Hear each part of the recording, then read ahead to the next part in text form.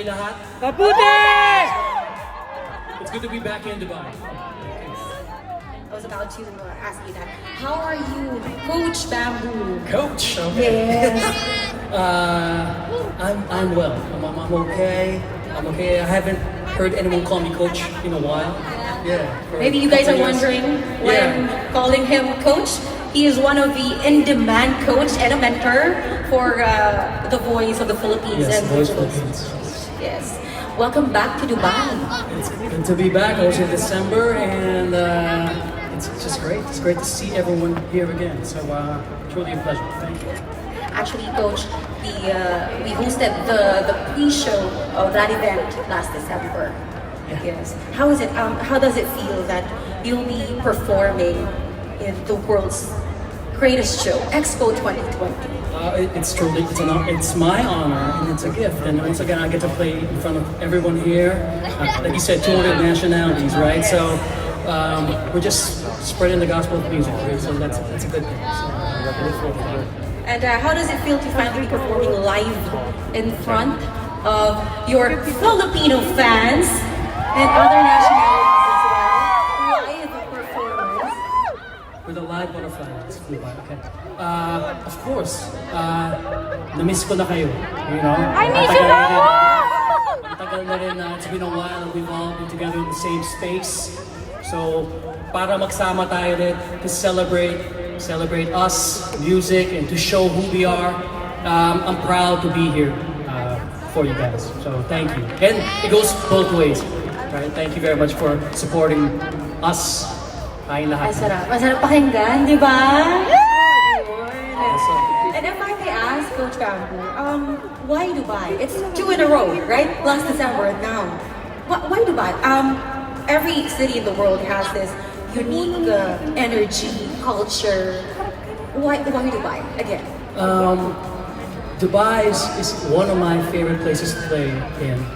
And it's because of that energy. You say it's, again, we talk about the diversity of people, 200 nationalities, it's a great feeling when you play for your people, for your audience, right? But as well as when you're sharing to other cultures, other people as well. So after gigs, ang ganda ng itsura pag nagugulat sila na saan ka galing? Who is this guy, right? So it fills your heart when you do that, when you're able to share that. And I always say when I play, of course, it's for myself and my family, but also for my people as well. You know, I represent everyone here, so I've tried my best to sort of to honor that. Para sa inyo lahat. You've been touring in the US. Yes, I. For the past year. Is there any experience or unforgettable experience during your live performance, especially with your fans? Okay.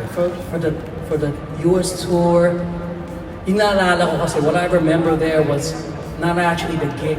It was the rehearsal before the gig, right? And you have to imagine, right?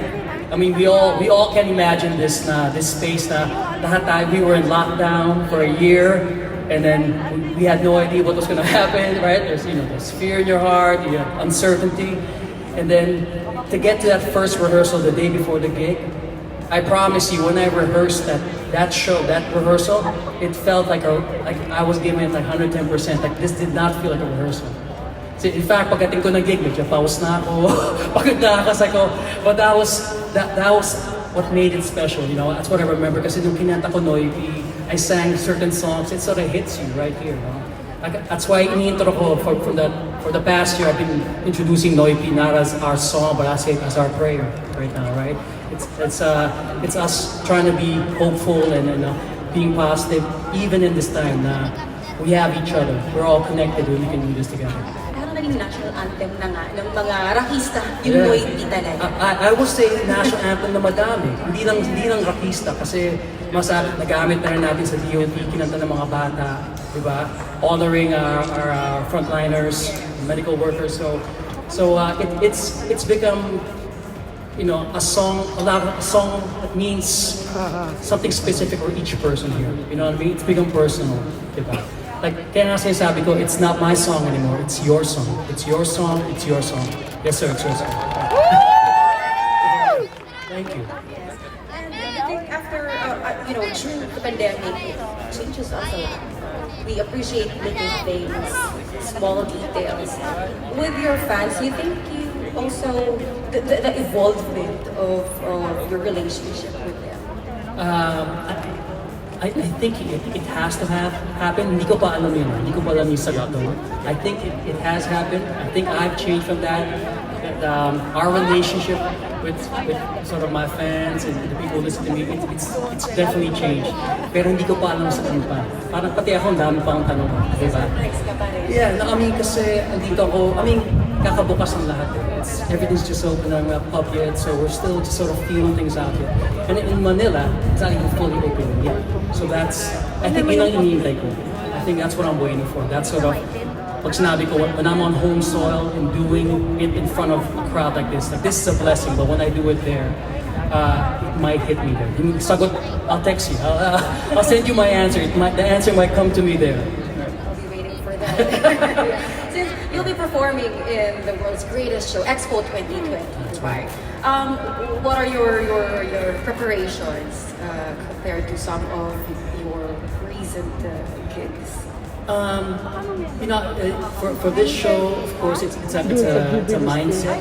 So yung umpisa, the way I sort of approached the show was like other shows in the sense that you prepare days before, weeks before. Like, it's importante, pre-prod. Imagine you said, you sort of visualize what's gonna happen.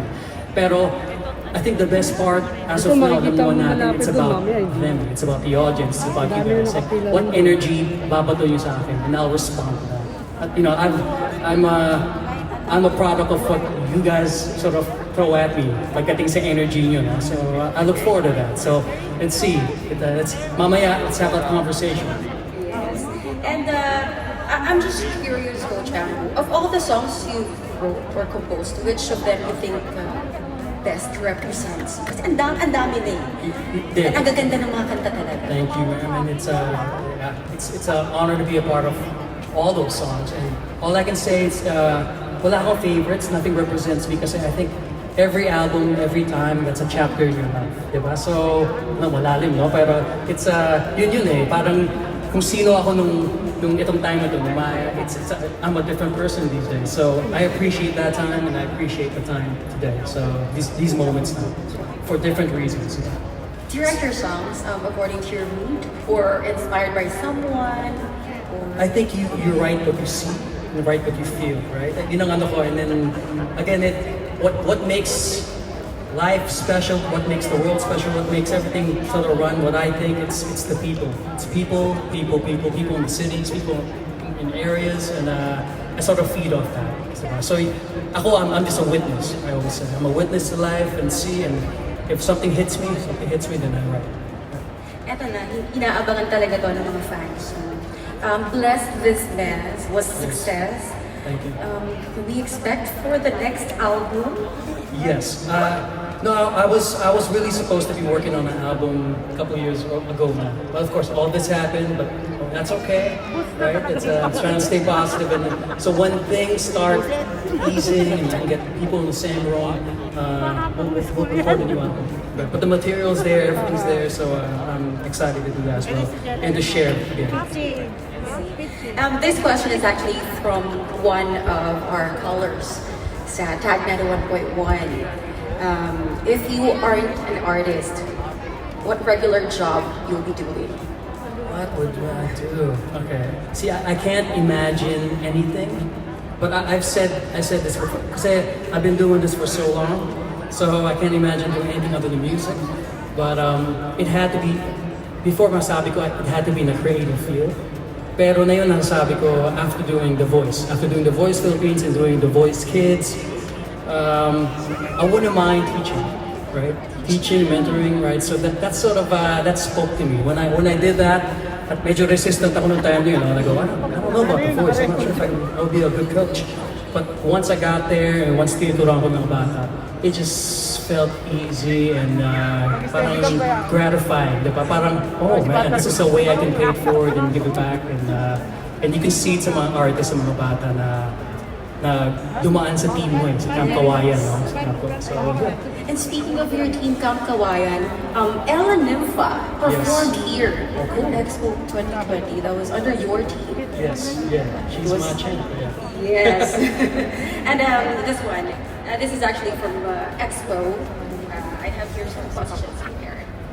Expo 2020 is all about solving global issues through connecting minds, sharing ideas, and overcoming challenges together. What role do you think your music or music in general can play in supporting this vision? It's pretty. Okay. What was that again? Take two. So, Expo 2020 is all about solving global issues through connecting minds, sharing ideas. What role do you think your music or music in general can play in supporting this vision? Okay, I don't know. I don't know the answer to that. I guess we always say music brings people together, but I would say, you know, ang dami nangyayari sa mundo ngayon. I don't know where music has a place in these specific things happening to the world right now, right? But I can say events like this, events where, again, where music's involved and brings people together, connects people again of different walks of life, right? That's great, right? And when we have this example, the Dubai Expo, the Philippine exhibit, I'm sure like it's been visited by ambassadors and people who pull the strings, right? They know what to do, right? So that's a good thing. So if we can bring that, if I can be a part of that, right? Of that sort of kaleidoscope of whatever's happening, and I'm happy. I'm happy. Thank you for that message. And one last thing, not only are you a successful international entertainer, you're also an inspiration to young generations. What would be your tip or piece of advice to them looking to transform their lives for the better? Whoa, okay. Palalim na palalim. That's the last one. Last question. Okay, advice. Okay, my advice is, I guess ito yung, I mean, aside from what's happened in the world in the past couple of years, masabi ko is, when you're young, you sort of glide through it, and then there's a certain point where you live life. I would say is, maganda yata earlier on in life, maybe you ask yourself about purpose. Like, what am I here on earth for? What am I doing here? What good can I give back? You know, to sort of society, to people. So mine is, I'm very specific, right? It's aside from doing music, what's in my heart is always giving back to our people, right? It's something that I am. That's sort of been my character. It's built through time, but I always say, oh, I do this. This is my purpose. I do this for us, right? So yeah, I guess. And there's other things as well. Yeah. You're welcome. Thank you for that. And one last question. Promise, last na to. Okay. Every time na nagpa-perform ka on stage, I know you're a very private person. Yes. Para kanino mo inaalay yung concert mo? Oh. Sa kanya? No. No, I just... Again, as you said, I'm a private person, so ako inaalay ko lang sa inyo lahat talaga. And sort of, I want to give it my best. And make you guys proud.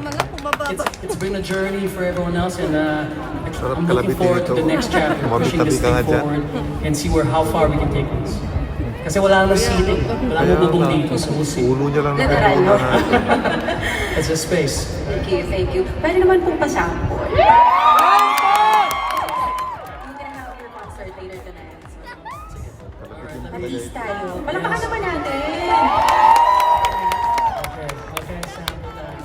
But maganda yata kasama ko sila. So let's do... Tingnan mo yung palad, aliado mo sa hirap ng buhay. Love you! Daming problema, kung pang ngiti. I love you! Saan ka man, Mamo! huwag kang matatakot. Sa pahilo patalim, sa bakas na madaling. 1, 2, 3!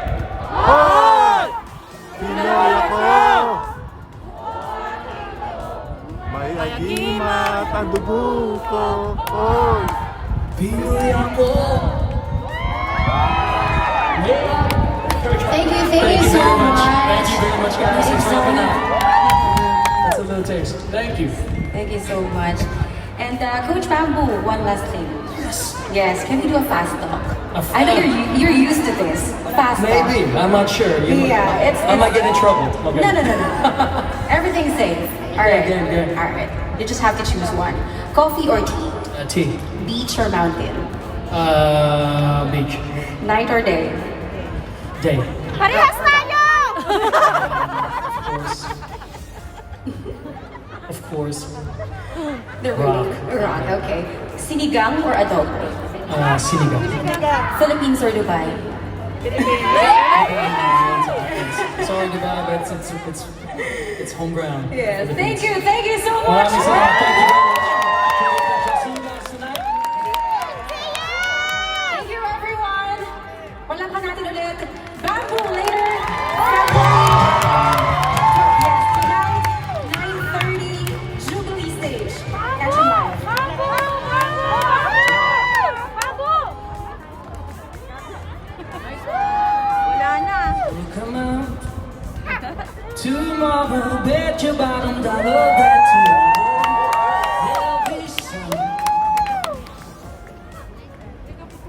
All right, folks. Thank you very much. Thank you, Babu! Thinking about tomorrow clears away the cobwebs and the circle. May sumaya pa ba?